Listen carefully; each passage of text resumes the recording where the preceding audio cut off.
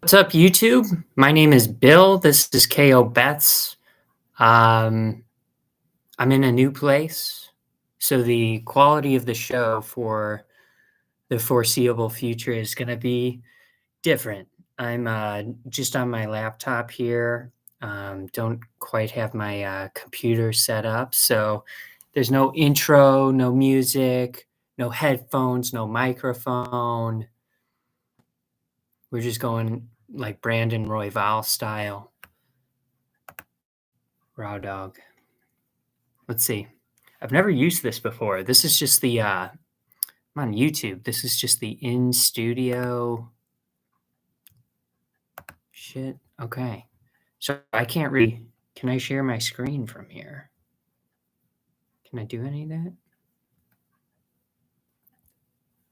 Damn, that's wild. Okay, so you're just gonna look at me and I'm gonna rip off my picks and predictions for UFC 296. We've got Leon Edwards taking on Colby Covington. Kind of a crazy press conference. I thought Colby carried it. Did he cross the line at certain points? Absolutely. If you don't like him, if you don't support him, then don't tune in. Martin Buday taking on Shamil Gaziev. Martin Buday is 13-1. We've seen him quite a bit in the UFC. I want to say for a handful of fights. And he's been fighting guys who aren't like true heavyweights on occasion. He's just been bullying people in there, pushing them against the cage, putting them in the clinch. Parisian, he's a big boy. Jake Collier, not very big. Brzezinski, not very big. So, he's the more experienced fighter for sure. Shamil is 11-0 professionally, making his UFC debut. And he's solid. He's a solid fighter. We saw him in the Contender Series. Seems like a very good striker. And I kind of like the dog pick of Shamil in this, making his debut. I've just never been overly impressed with what we've seen from Martin Buday. And Shamil's got a size to match up with Buday. He's he's the same height, probably a little bit lighter, a little bit of a reach advantage. But yeah, I'm going to go with the undefeated prospect, the underdog odds. I'm just pulling up Draftkings right now so I can give some updates on the live odds. Shamil is still the underdog. He is plus 100. Odds makers like this fight to go the distance. I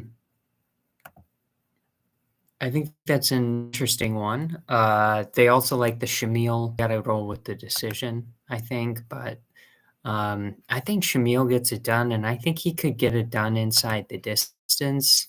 Inside the distance for Shamil is plus 180. Do we think that's enough juice over the money line of plus 100? I don't know. Probably not. I'll probably just take a stab at Shamil plus 100 here. For the next fight, we've got Andre Fili taking on Lucas Almeida. There's some great nicknames on this card. I really like Andre's. Andre Touchy-Feely taking on Lucas Almeida. This should be a really entertaining fight, good striking matchup between two guys who know how to strike.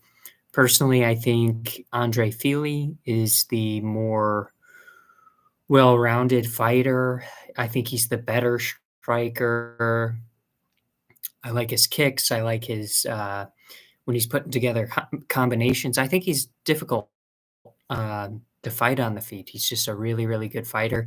We have seen him knocked out a couple of times, and I think that's Lucas Almeida's path to victory. He's probably scoring some sort of finish on Andre Fili, and I don't know if I see that happening. So I'm going to roll with Andre Fili. He is the favorite at minus 166. I like him to be the minute winner. Lucas Almeida is the underdog at plus 140. Odds makers don't like this to go the distance. They like the Andre Fili They do like the Andre Fili decision. That's at plus 225, plus 250 for the KO for Andre, plus 550 for the submission. Yeah, I was gonna say I kinda like the Andre Fili decision, and therefore, I think the fight will go the distance at plus 150, so maybe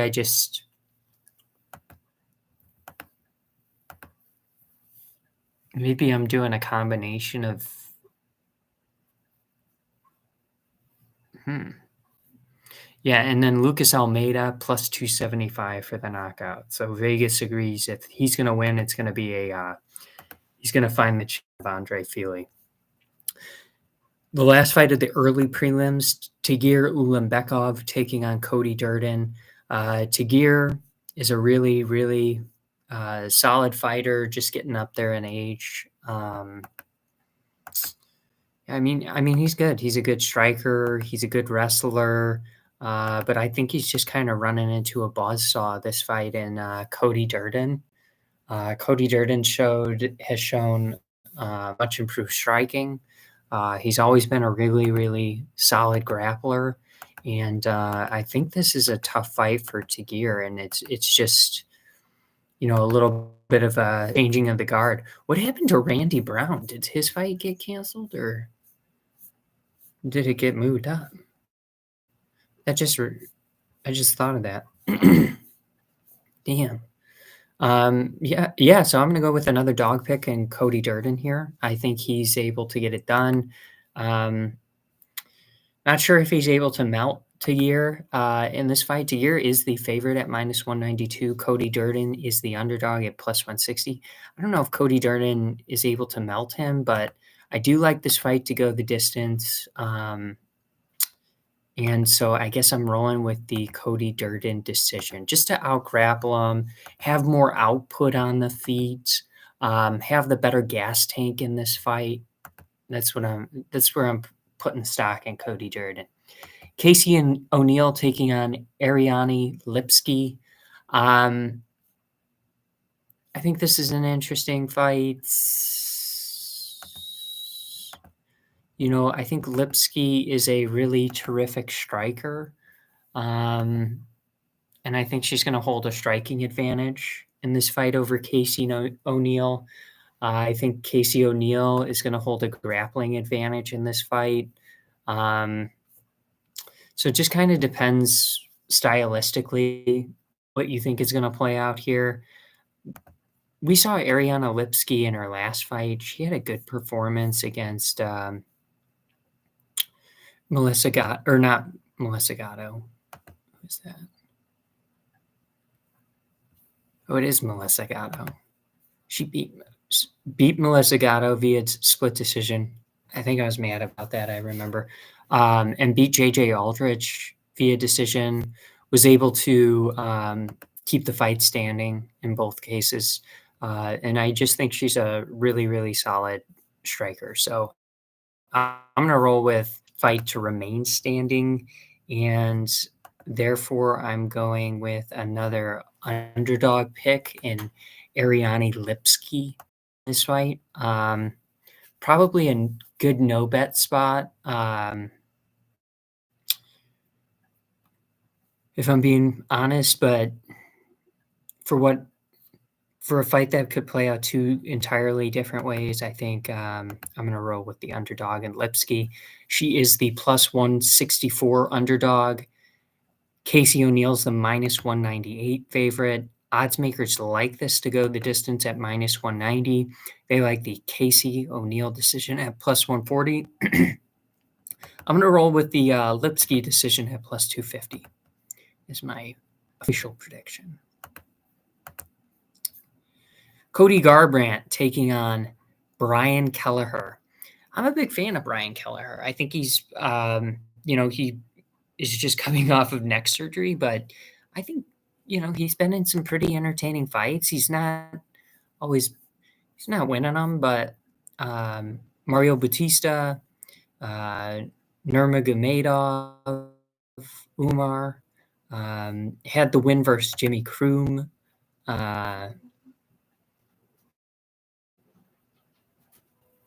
Yeah. Yeah, I just think he's a solid fighter to keep around in the sport. Hopefully, he's healthy after the, neck surgery. He's taking on Cody Garbrandt, and this is definitely one of those fights where I feel like Cody Garbrandt should just, outclass Brian Kelleher. So I'm gonna roll with Cody Garbrandt to win. I don't really see any advantage for Brian Kelleher with the exception of maybe, like jujitsu, but Cody Garbrandt's got a wrestling background. He's good offensively, defensively with the grappling. Um, as far as striking, I think Cody's gonna be way, way faster and more technical on the feet. He's just gotta keep his, feet under him. He can't be getting cracked in the chin by Brian Kelleher, who does carry some pretty decent power. But I'm going to roll with Cody Garbrandt. He is the favorite in this fight. Cody Garbrandt comes in at minus 192, Brian Kelleher plus 160. Um, fight to go the distance. Odds makers say no. I'd have to agree. I'm going to roll with the Garbrandt KO at plus 180. Not sure when it'll come, but um, yeah, I just think he's the better fighter in this matchup, especially with Kelleher coming off of the, what seemed like pretty serious surgery. I'm going to roll with him. We have Irene Aldana taking on Carol Rosa. Irene Aldana, 14-7. Carol Rosa, 17-5. Um, Man, I gotta look and give myself a quick refresher. Who did Aldana? Yeah, she lost to Amanda Nunez, but prior to that, she was streaking. She beat Chiason, Santos, Aldan. Oh, lost to Holly Holm. Arguably won, right? In that fight, I don't remember. I remember Ketlin Vieira beat Holly Holm, and I thought she should have lost that. Holly Holm's just always in close fights.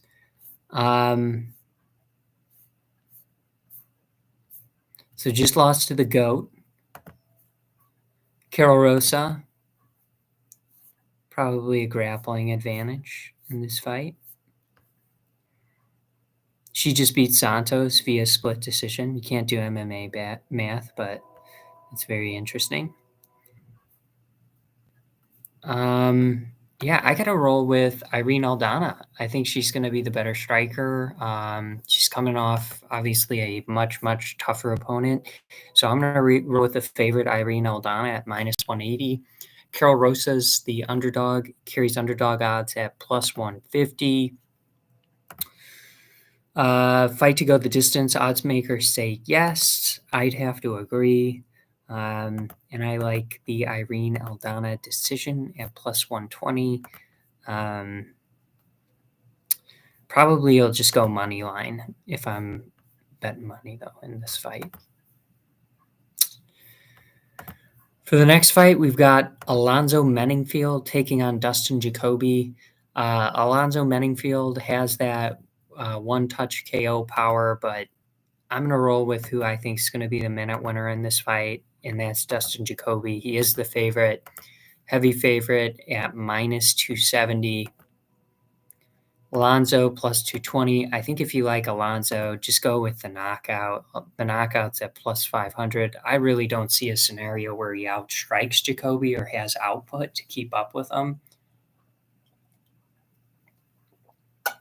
and win on a judge's scorecard over the course of 3 rounds. Like, it's highly unlikely he gets 2 knockdowns without getting a finish. And that might be what it would take to, at a minimum, for Menningfield, just due to his style, to win a fight against Dustin Jacoby. So I'm going to roll with Jacoby. I'm going to roll with Jacoby probably via decision. The decision's at plus 175. Odds makers don't like this to go the distance. We have seen Menningfield get tired before, and Dustin does carry pretty decent power. But yeah, I don't know. Man, maybe the KO is the way to go. maybe Menningfield fades in the second, third round and is there to be put away. But I like Dustin Jacoby to be the minute winner. I like the minus 270 as a potential, um, you know, parlay piece. Probably a wise idea to, hedge that with a Menningfield KO, but at plus 500. But I like Dustin Jacoby in that fight. Josh Emmett taking on Bryce Mitchell. I've been kind of back and forth on this one. Bryce Mitchell is such a beast when he's able to get fights down to the mat. Josh Emmett on paper doesn't have very good takedown defense. Bryce is persistent with his pressure and grappling.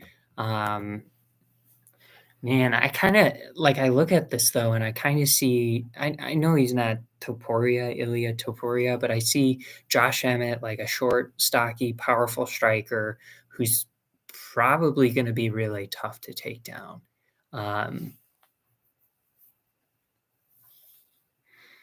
I mean, he's coming off of 3 losses. We're looking at like Yair Rodriguez, Ilya Topuria. Oh, and then he beat Cater, but via split decision, I thought he lost that. So he's coming off of 2 losses. This will definitely be his toughest grappling opponent. But I do feel like Bryce is kind of that one-trick pony, and if you can prevent the fight from getting to the mat, he's there to be in a close fight with. So I'm going to roll with Josh Emmett. I'm rolling with Josh Emmett. I think he turns away Bryce. I'd love nothing more than to see Bryce in his camo short holding up the Bible in the octagon Saturday night, but I'm going to roll with the underdog. I think it's an interesting line. Like maybe if the line was flip-flopped, I'd be going with Bryce, but like Josh Emmett at plus 195 against a dude who I just perceive to be pretty one-dimensional in Bryce. Yeah, give me Josh Emmett. I don't know if he gets a finish, but because Bryce is so tough, but that the dude carries serious KO power. That's there at plus 400. Let's see, like the odds makers like this to go the distance, which kind of would reflect just Bryce, Russell Effin, Josh Emmett, which is definitely possible, but I don't know. I'm kind of going against the grappling stats on paper, what's there, and just using my eyes. And I think Josh Emmett can pull this one off. The next fight is Tony Ferguson taking on Paddy Pimblett. Tony Ferguson is like on a 6-fight skid or something like that, and Paddy's coming off of a foot injury that he hurt in the first round of the fight versus Gordon. So it's an interesting fight. You got the veteran, you got the up-and-comer, and yeah, I mean, Tony just doesn't look super competitive these days. I thought, Nate put him away easy. I thought Bobby Green had him beat pretty easily and then was able to pursue a last-minute finish and leave him unconscious in round 3. Ferguson looked great against Chandler and then got upkicked. Didn't look great, I didn't think, against Dariush. Gets his arm broken versus Oliveira. And then we know about Justin Gaethje. So he's coming off of those 6 losses. And he's fighting Paddy Pimblett, who has really terrific jiu-jitsu. We just saw Bobby Green submit Tony Ferguson, and Paddy's jiu-jitsu and grappling is going to be much, much better. Yeah, I would love here's another guy I'd love to see win Saturday night. I just don't think it's gonna happen. I think he's on the decline. Maybe you could put together some sort of legacy fight for him, but um, it's just the Tony Ferguson story is kind of it's kind of been sad, the ending of it, and I don't think he's gonna beat Patty the Batty on Saturday, unfortunately. So I'm gonna roll with Patty Pimblett to win. He is the favorite at -310. He's supposed to win. I don't think the fight goes the distance. I like the Patty Pimblett submission at +240, and that's my pick. I don't think Tony has it anymore. He's training with David Goggins, but yeah, I just don't think he has it anymore. Shavkat Rachmanov taking on Stephen Thompson. Stephen Thompson, the recipient of an unexpected bullet from Colby Covington. I did not see that coming, but it was pretty funny. Taking on Shavkat, and Shavkat's he looks like the real deal. 17-0, all 17 of his fights are finishes. I think it's like 8 KO wins, 9 submission wins, and just like Twitter people drooling over him. Yeah, he seems like the real deal. He's taken on Stephen Thompson, and if this fight was a kickboxing fight, Stephen Thompson would win. But it's an MMA fight, and I don't really see a scenario where Stephen Thompson lasts 15 minutes with Shavkat. I think Shavkat at any moment, like I'm curious if he does go in there and tries to test his stand-up ability against Stephen Thompson. Like what is his objective? Like how does he move about in this fight? What's the plan? But I think at any point he wants to, he can get this fight to the ground and he can submit Stephen Thompson. So does he try and keep it standing and search for a KO? I don't know. But I'm gonna roll with the Shavkat submission as my pick. Wonderboy, never been submitted, but just look at the game. Look at the game of these two fighters. Shavkat, heaviest favorite on the card at -625. Um, Odds makers do not like this to go the distance, and odds makers agree. They like the Shavkat submission at +120. Yeah, good luck if you're going to put a Stephen Thompson bet out there. Good luck. Alexander Pantoja taking on Brandon Royval. These are both fighters who have, I think, evolved a lot since their last showing against each other. Brandon Royval is a really good fighter, good leg kicks, is good height for the division. And then you get Pantoja, who's just heart, cardio, wrestling.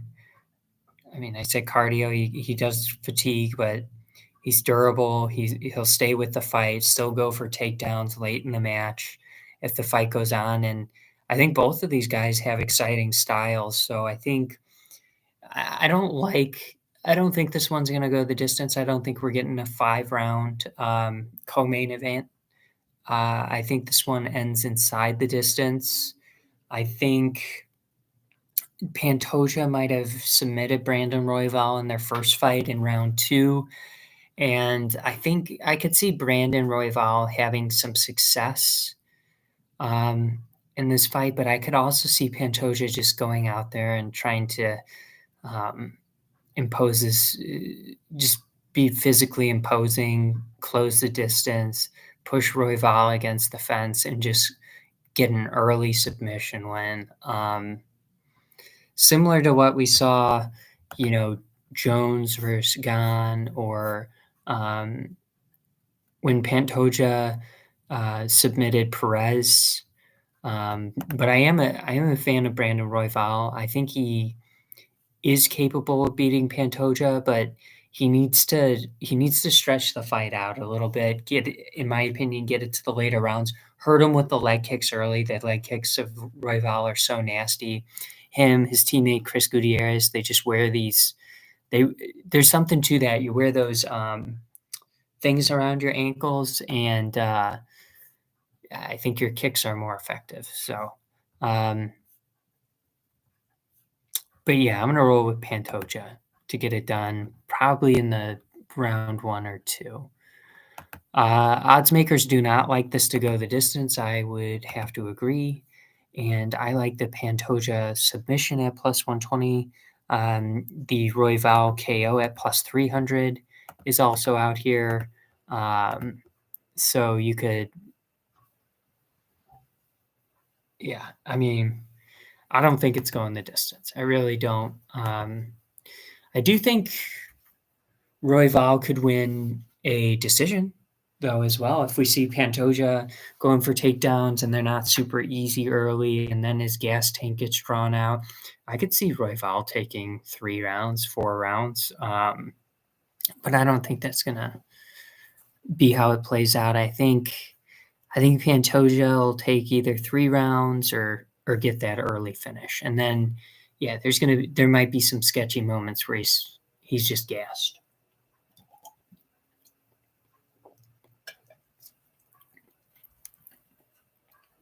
For the last fight, we've got Leon Edwards taking on Colby Chaos Covington. Leon Edwards is coming off of back-to-back wins against Kamaru Usman. Colby Covington's coming off of a win against Jorge Masvidal. Long layoff for Colby Covington. I think this is an interesting fight. I don't want to sound like a Leon hater, but I think he got lucky in his first fight against Usman. I thought he was dominant in round 1, not a 10-8, but a 10-9. I thought he went on to lose 3.5 rounds and then landed that 5th round headshot, bang, dead headshot, whatever he said. And then, to be honest, in the rematch against Usman, I thought it was very close. I actually thought Usman won, just because of the control time and the takedowns. But I mean, I didn't have a problem with Leon retaining the belt as the champion, defending it in a close fight. But I thought Usman won it. We've seen Colby fight Usman really, really closely. I mean, I think stylistically, this is a really, really interesting fight that could go a lot of different ways. I could see, um, I could see Leon really hurting Colby just because he is a very, very proficient fighter. But Colby's got a chin on him. Like, he got cracked by Masvidal, dropped to a knee, but stood right back up. He's got unreal cardio, and he's pressure output wrestling, and Leon hasn't lost in a long time, like what, 10 fights or some shit like that. But man, he almost melted in a 3-round fight against Nate Diaz. Um,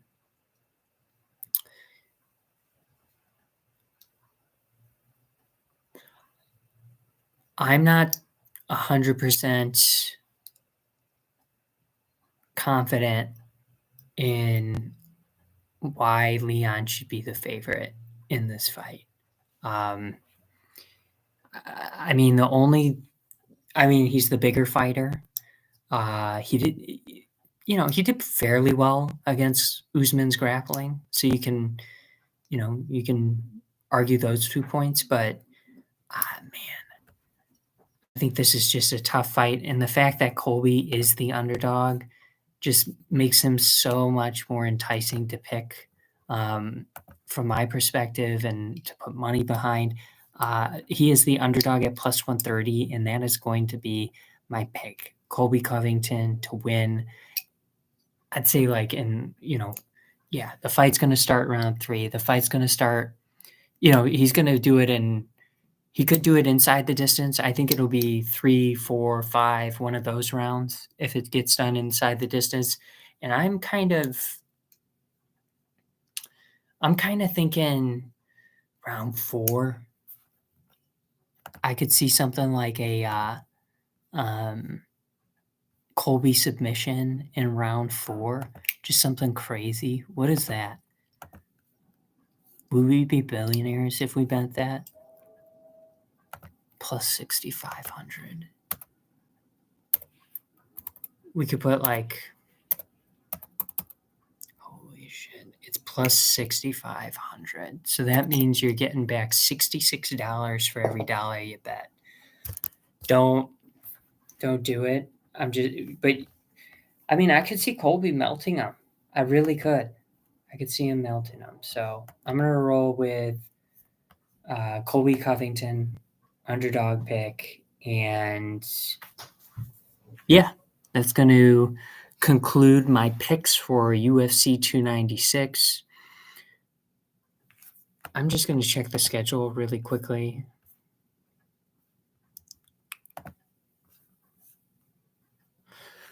We don't return to UFC action until Saturday, January 13th. So the next time I'll be live for a UFC breakdown will be January 12th. So I appreciate everyone tuning in. I appreciate the support. I hope you all have a happy New Year, Merry Christmas. Yeah, and thanks for tuning in. Please like the stream, subscribe to the channel, KO Bets. I appreciate the support tremendously. I'm going to sign off.